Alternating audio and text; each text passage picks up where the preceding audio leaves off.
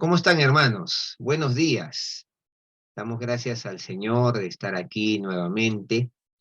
En esta mañana nos toca abordar un tema sumamente importante, sumamente trascendente en la vida de la iglesia y en la vida de todo creyente.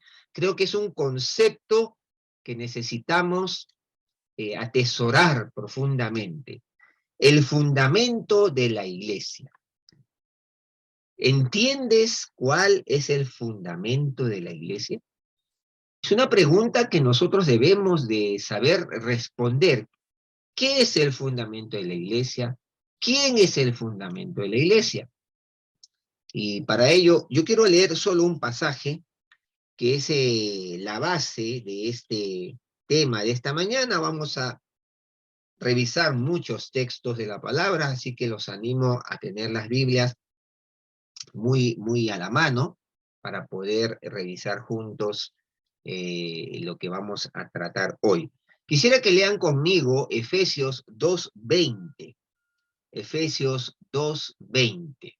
Allí la carta del apóstol Pablo a la iglesia de Éfeso, capítulo 2, verso 20. Dice así la palabra del Señor: edificados sobre el fundamento de los apóstoles y profetas, siendo la principal piedra del ángulo Jesucristo mismo. Vamos a orar que el Señor nos guíe, nos hable, que el Señor nos permita escuchar su voz para nosotros en esta mañana. Señor, venimos delante de ti, reconociendo que tú eres nuestro Dios, nuestro Señor y también nuestro Maestro. Tú eres el que nos enseña las verdades de tu palabra y pedimos que sea tu Espíritu Santo transmitiendo esa palabra a nuestra mente y luego llevándola al corazón para que esta palabra tuya pueda ser vivida, aplicada en nuestras vidas. Señor, bendice esta mañana, bendice a mis hermanos, allí en donde están, en sus hogares, que tu gracia sea con nosotros.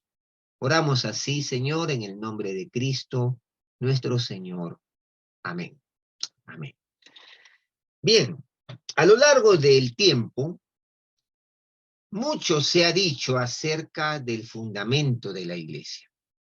Algunos opinan que atribuyen ese fundamento al apóstol Pedro. Y esta ha sido una discusión a lo largo del cristianismo, tanto así que existe el papado, ¿no? A lo largo de la historia del cristianismo. Sin embargo, debemos decir y debemos aclarar que según lo que la Biblia dice y entendiendo lo que afirma, solo podríamos confirmar que el único fundamento y fundador de la iglesia es el Señor Jesucristo. Miren, acompáñenme por favor a Mateo capítulo 16. Vamos a Mateo capítulo 16. No es nuestro tema precisamente este, pero vale la pena aclarar algunos conceptos previos. Mateo capítulo 16, verso, vamos a mirar desde el 14, desde el 13. Vamos a leer todo el pasaje de la confesión de Pedro. Dice Mateo 16:13, viniendo Jesús a la región de Cesarea de Filipo, preguntó a sus discípulos diciendo: ¿quién dicen los hombres que es el Hijo del Hombre? Ellos dijeron, unos Juan el Bautista, otros Elías y otros Jeremías o alguno de los profetas. Él les dijo, ¿y vosotros quién decís que soy yo? Respondiendo Simón Pedro dijo, tú eres el Cristo, el Hijo del Dios viviente.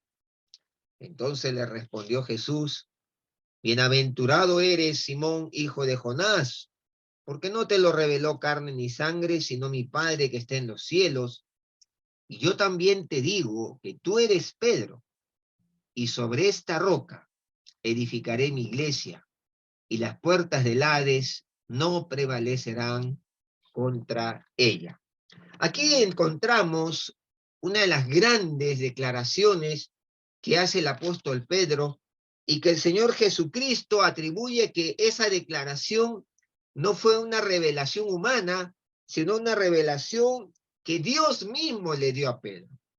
Ahora, mucho se ha discutido este pasaje y se ha tergiversado el significado de este pasaje.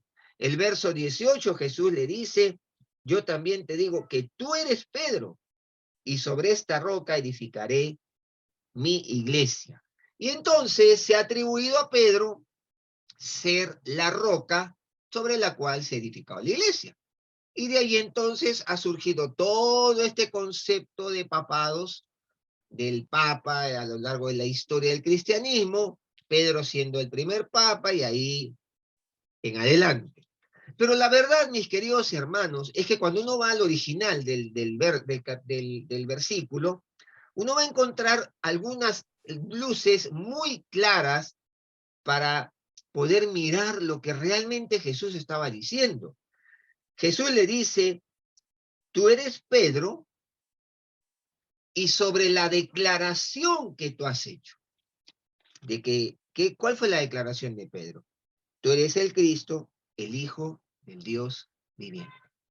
Entonces, Jesús le dice, mira, tú eres Pedro, pero sobre la declaración que tú has hecho, sobre esa roca, sobre esa profunda declaración, yo edificaré mi iglesia.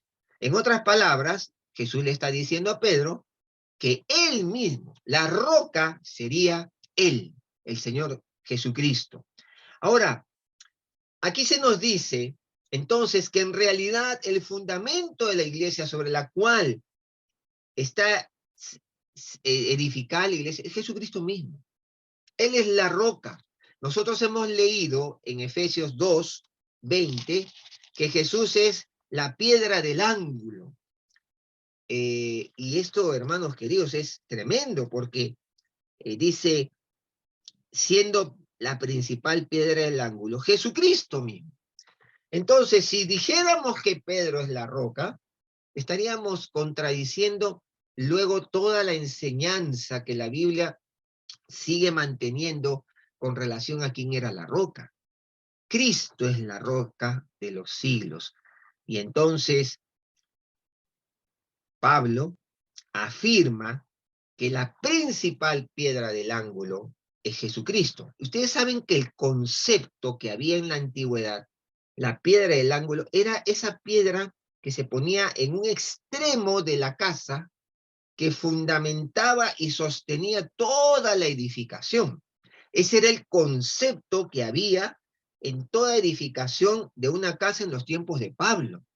Y Pablo usa esa figura para decir que Cristo es la piedra angular sobre la cual descansa todo el edificio que es su iglesia. Ahora, habiendo aclarado este concepto, veamos a continuación por qué es tan fundamental conocer que Cristo y solo Cristo es el fundamento de la iglesia. ¿Por qué? ¿Por qué Cristo y solo Cristo es el fundamento de la iglesia? Entonces, vamos a la palabra. ¿Qué nos enseña la palabra?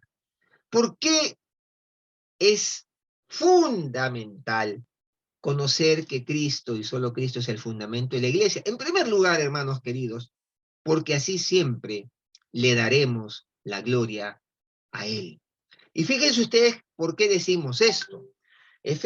Vamos a Efesios nuevamente, por eso les decía que vamos a estar revisando algunos pasajes de la Biblia. Vamos a Efesios desde el capítulo 2, ahora leamos desde el verso 19 al 22.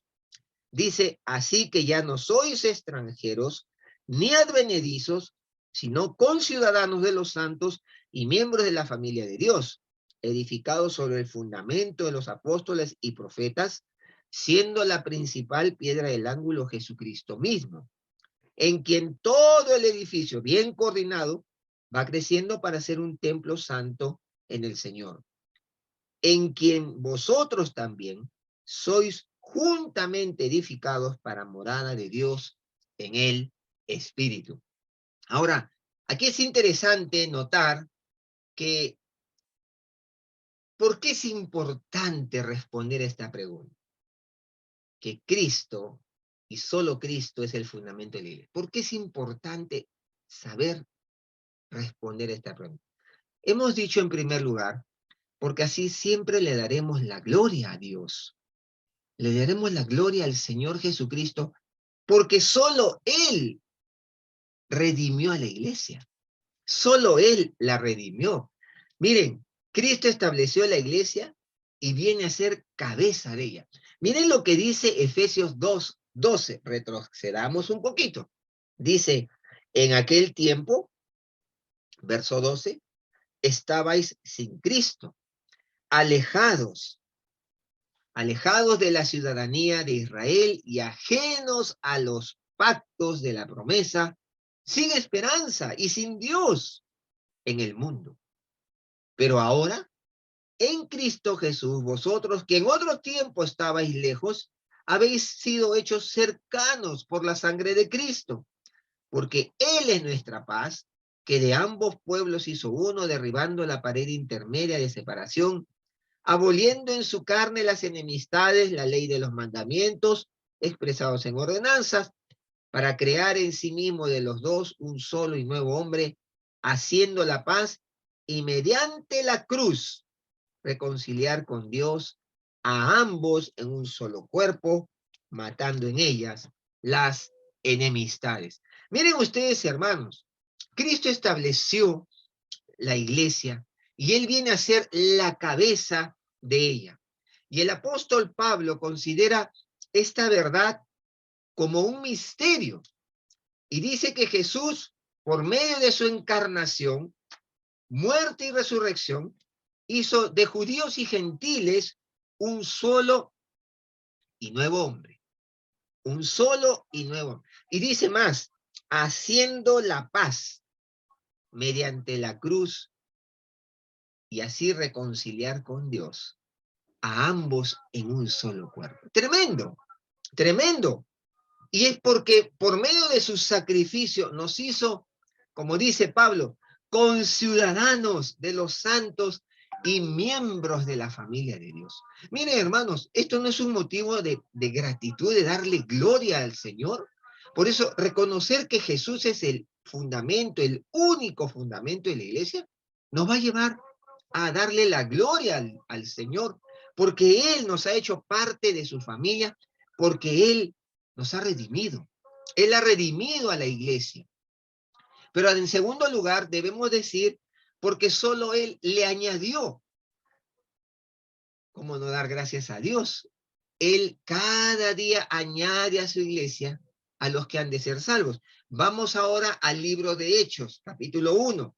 Miren ustedes lo que dice Hechos, capítulo 1. 1:1.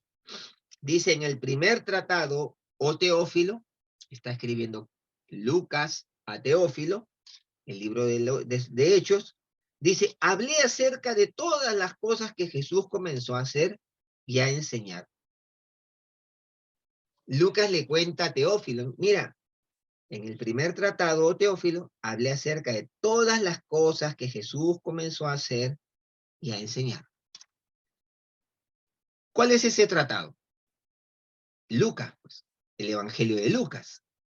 Entonces, y dice luego hasta el día en que fue recibido arriba, etcétera, etcétera. Entonces, lo que Jesús hizo y enseñó desde el comienzo, eso es lo que está diciendo Lucas, continuó con los apóstoles que él había escogido.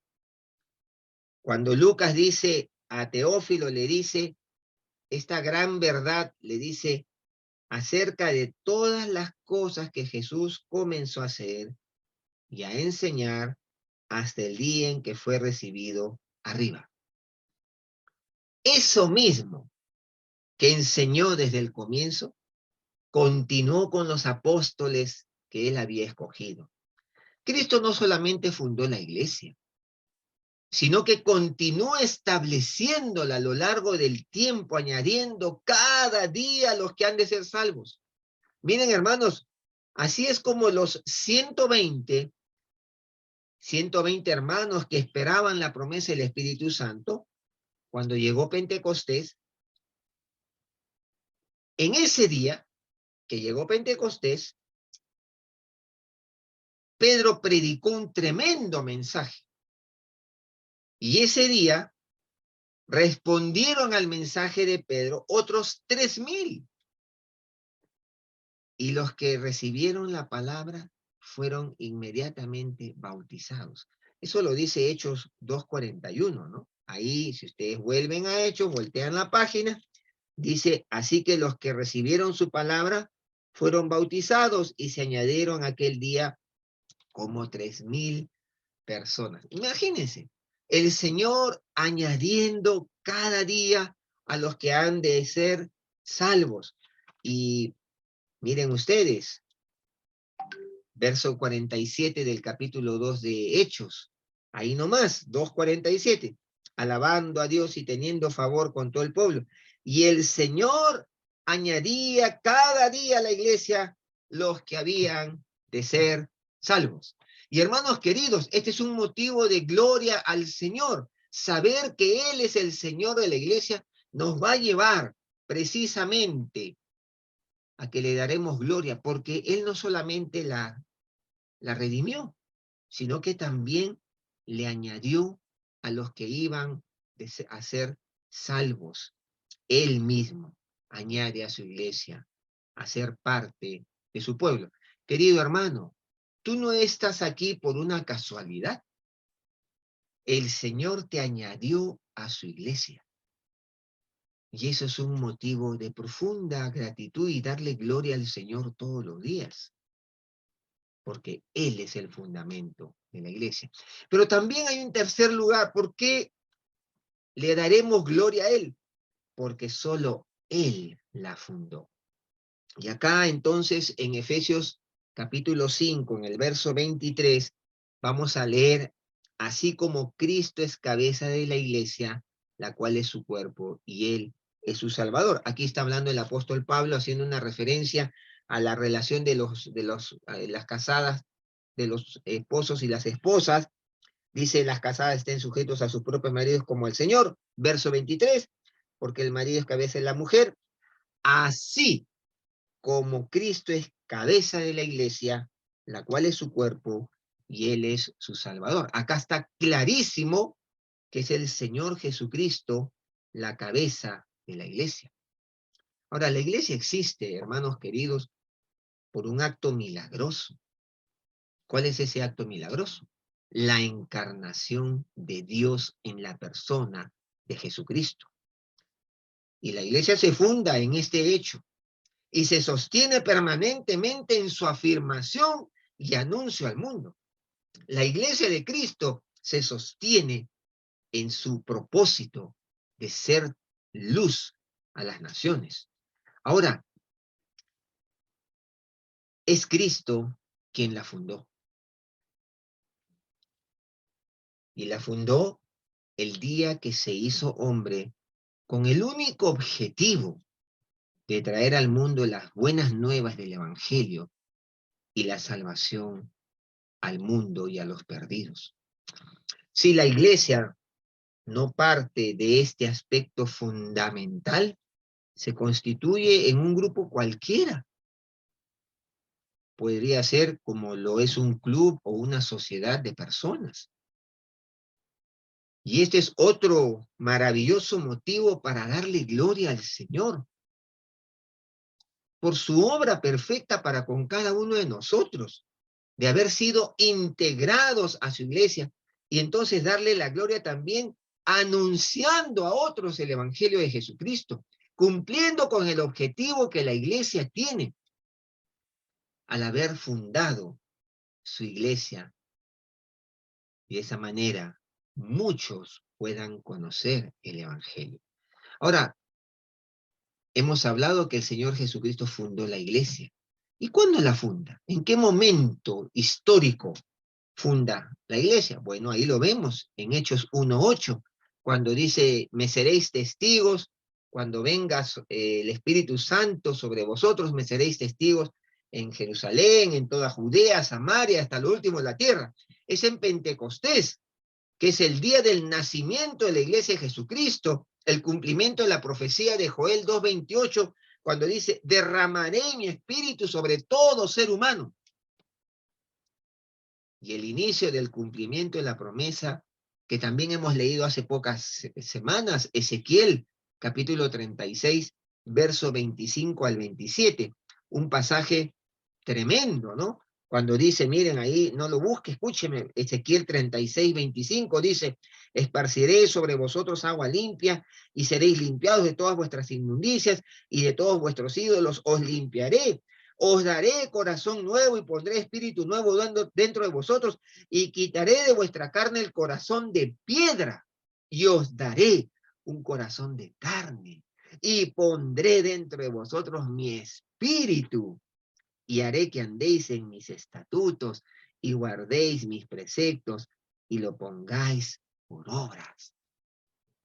Hermanos queridos, cuando el Señor funda la iglesia, se cumple la promesa de Joel 2:28, pero también se cumple la profecía de Ezequiel 36, 25 al 27 que hemos leído. ¿Usted cree, hermano, que cómo es posible que usted puede obedecer al Señor y andar en sus caminos?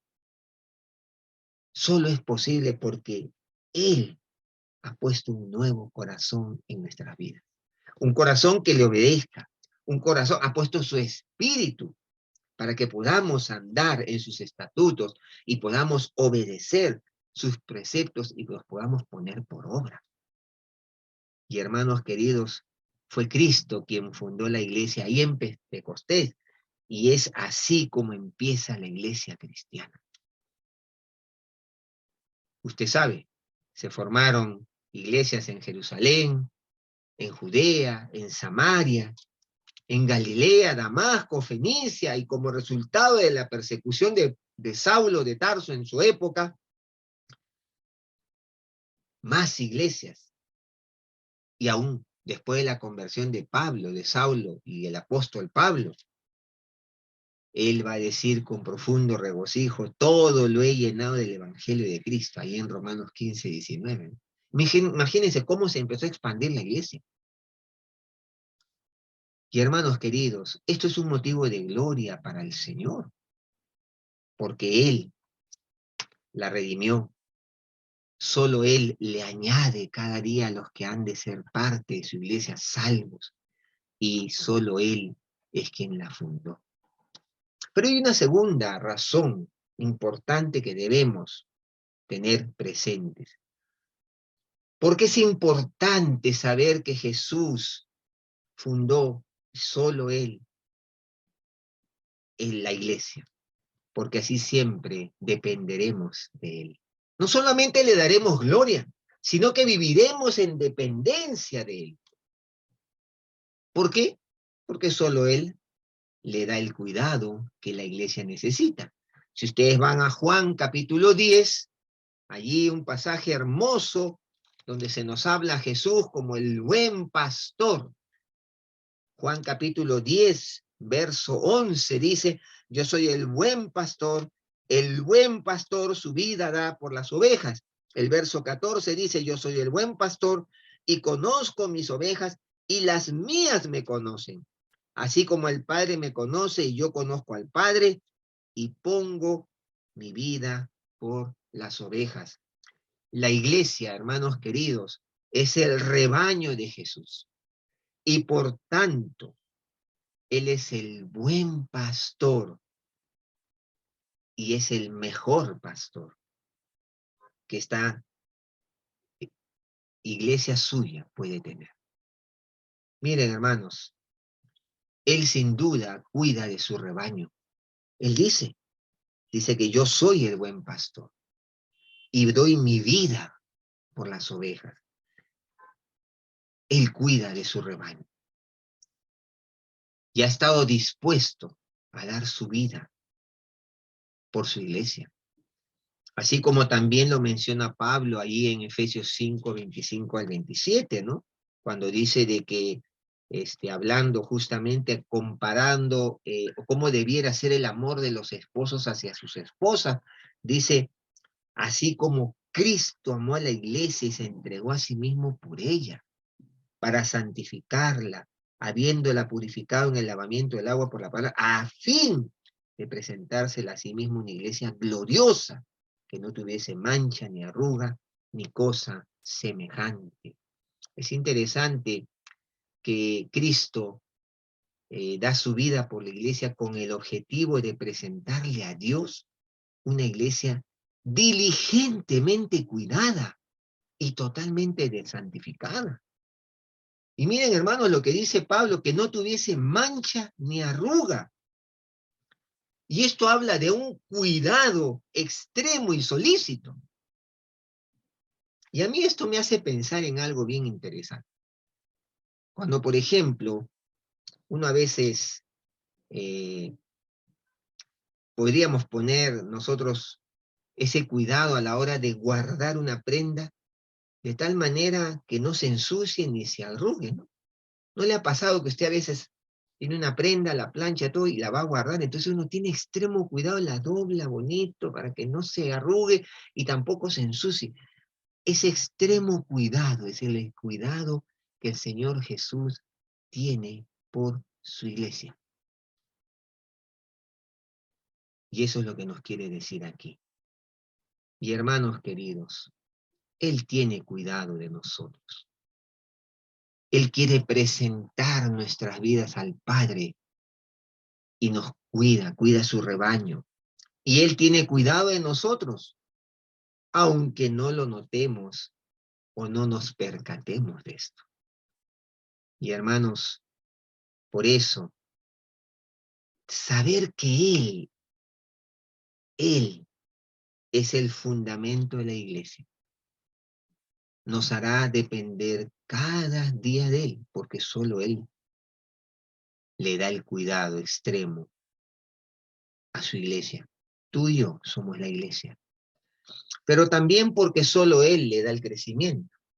Ahí en 1 Corintios 3, 6 y 7 se nos menciona cómo es el crecimiento, ¿no? Miren ustedes, 1 Corintios 3, 6 y 7, el apóstol Pablo compara a la iglesia con una planta. Miren lo que dice 1 Corintios 3, 6, yo planté, Apolos regó, pero el crecimiento lo ha dado Dios. Así que ni el que plante es algo, ni el que riega, sino Dios, que da el crecimiento.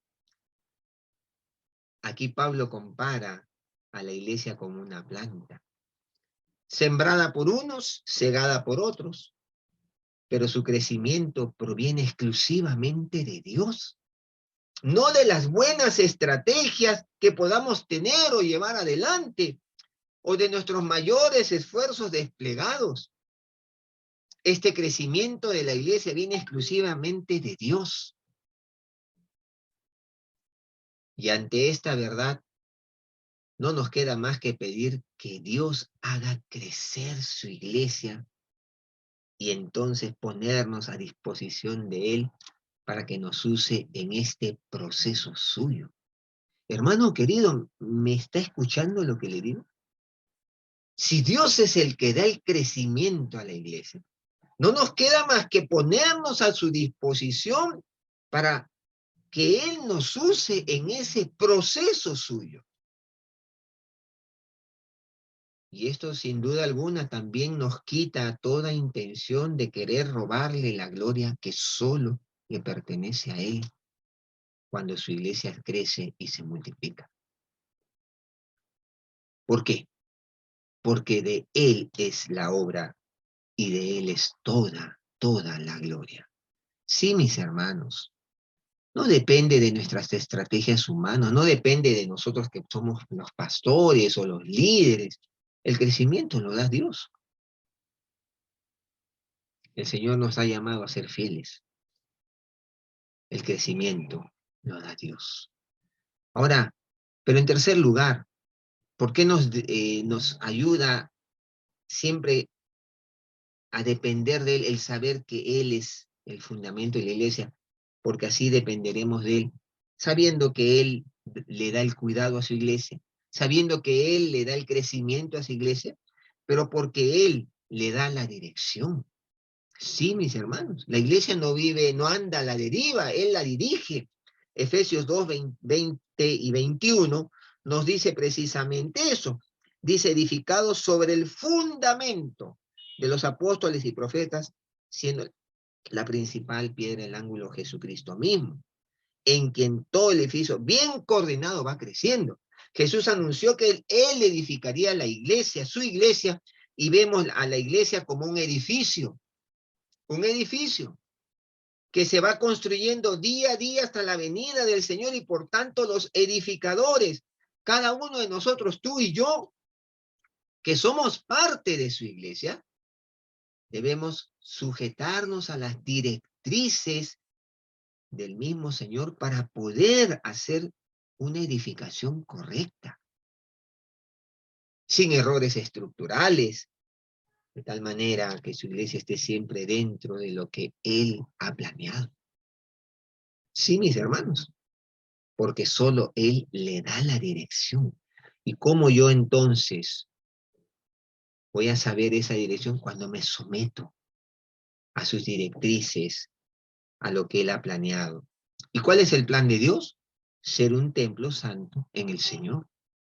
Eso es lo que está diciendo Pablo. ¿A fin de qué? Para ser un templo santo en el Señor.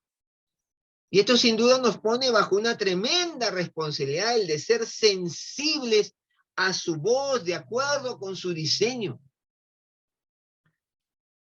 La pregunta que surgía a mi corazón al estudiar este tema era, ¿me estoy dejando guiar por el Señor? ¿Te estás dejando guiar por el Señor? ¿Estoy considerando su diseño en mi vida? ¿Conozco ese diseño? ¿Lo entiendo? ¿Soy sensible a él? Son preguntas que sin duda tienen que ser respondidas en la intimidad de nuestro corazón. Qué importante es que dependamos del Señor cada día en oración, en una búsqueda permanente de su guía a través de la lectura sistemática de la palabra de Dios. El diseño de Dios para su iglesia ha sido así, para que dependamos todo el tiempo exclusivamente de Él y solo de Él, porque Él es el fundamento de su iglesia. Hermano querido, y cuando digo el fundamento de su iglesia, no estoy hablando solo de la organización, estoy hablando de su iglesia de manera individual, porque tú y yo somos iglesia. Y en tercer lugar, para terminar, porque es importante conocer que Jesucristo y solo Jesucristo es el fundamento de la iglesia, porque así siempre construiremos en Él. Construiremos en Él, en sus fuerzas, en sus recursos, en su diseño, porque solo Él es la piedra angular. Ya lo hemos leído, siendo la principal piedra del ángulo Jesucristo mismo. Jesucristo es la roca sobre la cual se edifica la iglesia. Y a nosotros se nos insta a edificar sobre ese mismo y único fundamento. Nosotros no podemos edificar aisladamente.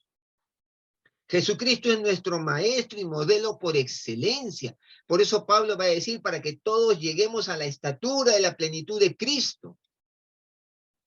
Debemos crecer a su semejanza y a la medida de su estatura.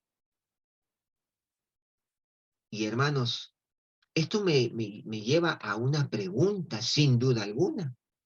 ¿Conozco quién es el Señor Jesucristo? ¿Conozco su carácter? ¿Conozco su manera de responder ante las dificultades del día a día, ante las vicisitudes que nos toca enfrentar?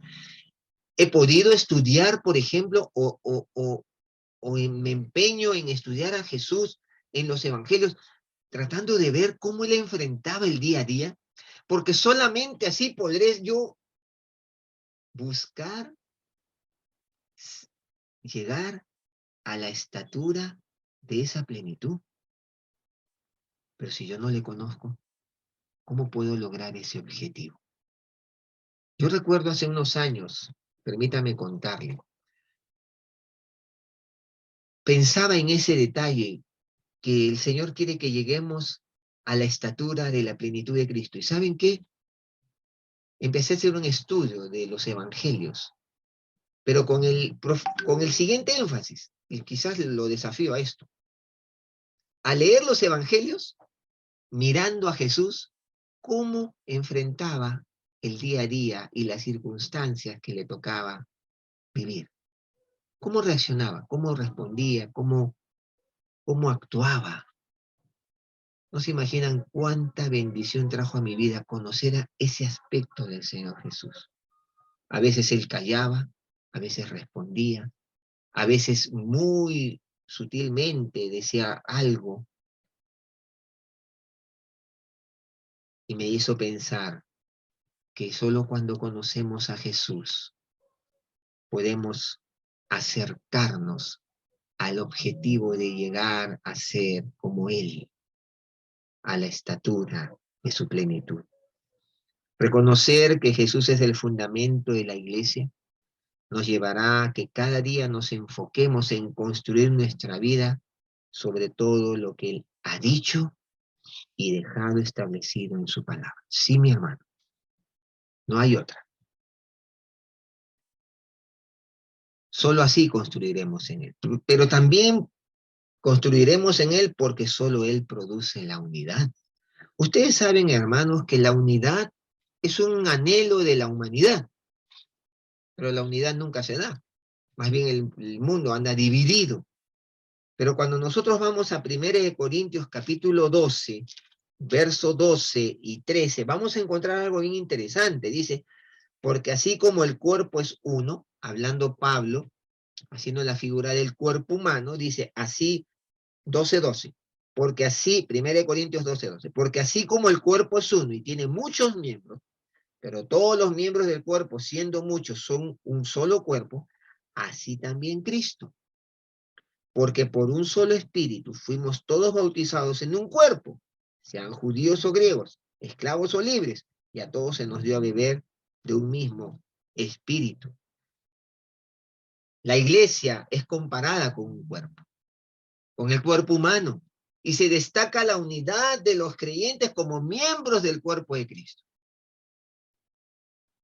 Y es interesante porque notar que la iglesia conserva su vínculo de unidad por el obrar de Cristo a través de su Espíritu Santo, quien ha bautizado a todos y cada uno de los miembros de la iglesia, creando entonces una unidad perfecta que solo es posible porque el Señor Jesucristo la genera.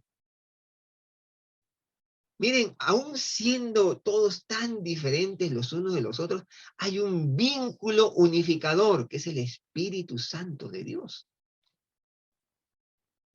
El hecho de que entendamos que Jesús es el fundamento de la iglesia nos motivará a cuidar y fomentar la unidad entre hermanos en la fe que somos. Eso hace la diferencia con la iglesia, ¿no? La iglesia que el vínculo de unidad es del Espíritu Santo. Y podemos encontrar en la iglesia una familia, a pesar que yo pueda ser diferente en mi manera de ser, mi carácter, mis gustos, podemos ser uno. Podemos hacer un cuerpo, porque el Espíritu Santo es quien lo genera. Y solamente Él produce la unidad. Por eso, conocer que Jesús es el fundamento de la iglesia nos permitirá a siempre construir en Él. Y finalmente, porque solo Él debe ser el centro de su iglesia. Y esto lo encontramos ahí en Hechos 2:42, la vida de los primeros creyentes de la iglesia. Hechos 2:42 dice que ellos perseveraban en la doctrina de los apóstoles, en la comunión unos con otros, en el partimiento del pan y en las oraciones. Es muy interesante resaltar que ellos demostraban que ser cristiano era ser un discípulo de Cristo, era hacer lo que Jesús solía hacer cuando anduvo en vida caminando entre los hombres. Y ser discípulo era conocerle, creer en él como Señor y Salvador y tomarle como maestro para la vida, de toda la vida. Considerarle el eje de la vida, el eje sobre el cual gira toda la vida. Y su palabra y su vida eran la verdad suprema. Y ellos enseñaban el camino que sus seguidores debían continuar. Y esto era una realidad. Y miren, hermanos, ellos buscaban vivir y ser como Él. Y si fuera el caso, como lo vemos, lo sabemos por la historia, y si fuera el caso, morir como Él y por Él. Y por eso, hermanos, cuando uno lee Hechos 2:42, dice, ellos perseveraban en la doctrina de los apóstoles. Ellos estaban siguiendo las enseñanzas de Jesús que habían sido transmitidas a través de los apóstoles, quienes vieron a Jesús. Perseveraban en la comunión unos con otros, en el partimiento del pan, en el compartir las necesidades y en las oraciones. Esta era la vida en comunidad que Jesús había enseñado. Pero esto es posible cuando Jesús es el centro de su iglesia. No cabe duda que esto tiene una implicación muy seria para la iglesia cristiana de hoy. Pues grandes sectores de la población mundial se llaman cristianas o se hacen llamar cristianas. Pero usted y yo sabemos que no lo son ni por convicción ni por decisión. Solamente usan el cliché de cristianos porque es algo que piensan que es así o lo han heredado, pero no hay nada de Cristo en sus vidas. Y hermanos queridos, solo Él, solo Jesús debe ser el centro de nuestras vidas y el centro de su iglesia. Y me pregunto, ¿es Cristo el centro, el eje de toda mi vida, sobre el cual gira toda mi vida? ¿O es Jesús la cereza de la torta que solamente adorna mi vida? Hay una diferencia, ¿no? Cuando algo es el eje sobre lo que gira toda mi vida y algo solamente es un adorno, un accesorio. Y para muchos que se dicen cristianos, Jesús solamente es un accesorio. No es todo en sus vidas. ¿Es Jesús el eje de mi vida? ¿De todo cuanto hago, sueño, anhelo y soy? Es una pregunta que tenemos que respondernos, a la que nos lleva la palabra de Dios. Entonces, ¿por qué entonces es fundamental conocer que Cristo y solo Cristo es el fundamento de la iglesia? Porque solo así nuestra vida le dará la gloria a Él. ¿Por qué? Por su rescate, por añadir cada día a los que han de ser salvos y porque Él la fundó. Porque es importante conocer que Cristo y solo Cristo es el fundamento de la iglesia. Porque así dependeremos de Él. Sí, hermanos, necesitamos depender de Él para ser cuidados por Él, para que nos permita crecer y ser guiados por Él. Pero también porque buscaremos construir en su poder y fuerza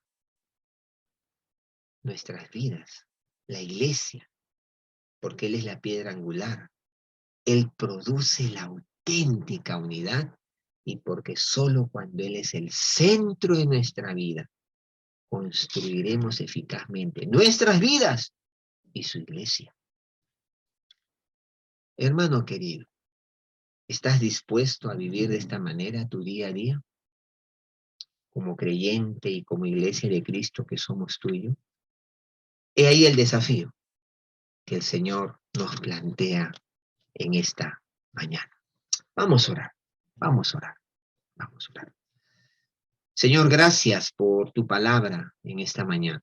Gracias porque nos has aclarado algo tan meridiano en la vida nuestra. El hecho de que tú eres el fundamento de la iglesia, el fundamento de nuestras vidas al ser parte de tu iglesia. Y Señor, cuánto necesitamos entender esta realidad que nos va a llevar a darte la gloria cada día porque tú nos has redimido, porque tú nos has añadido a tu familia, porque tú eres el fundador. Cuánto nos ayuda a entender esta realidad, porque así dependeremos de ti, porque tú eres el único que nos puede cuidar, tú eres el único que nos puede guiar, tú eres el único que nos puede generar crecimiento. Y qué importante, Señor, es entender que solamente cuando te entendemos que tú eres el fundamento de la vida, de la iglesia y de nuestra vida, entonces podremos basar nuestra vida en ti. Podremos, Señor, hacer de ti el eje de nuestra vida. Señor amado, bendícenos tú en esta mañana. Que entendamos que fuera de ti no hay vida, no hay iglesia. Tú eres el Señor que cultiva tu iglesia y por ende cultivas también nuestras vidas. Señor, queremos renovar nuestro compromiso contigo. Queremos que tú seas el centro, el eje de todo lo que hacemos. Y queremos, Señor, que cada día buscarte en oración, conocerte a través de las páginas de los evangelios, a través de las páginas de la Biblia, porque en tu palabra está descrito quién eres tú, tu carácter, tu manera de ser, de pensar, de amar, de actuar. Señor, bendice a tu iglesia en esta mañana. Y gracias por tu palabra bendita. Te adoramos, Señor, en el nombre de Jesús, nuestro Señor. Amén. Amén. Que Dios les bendiga, hermanos.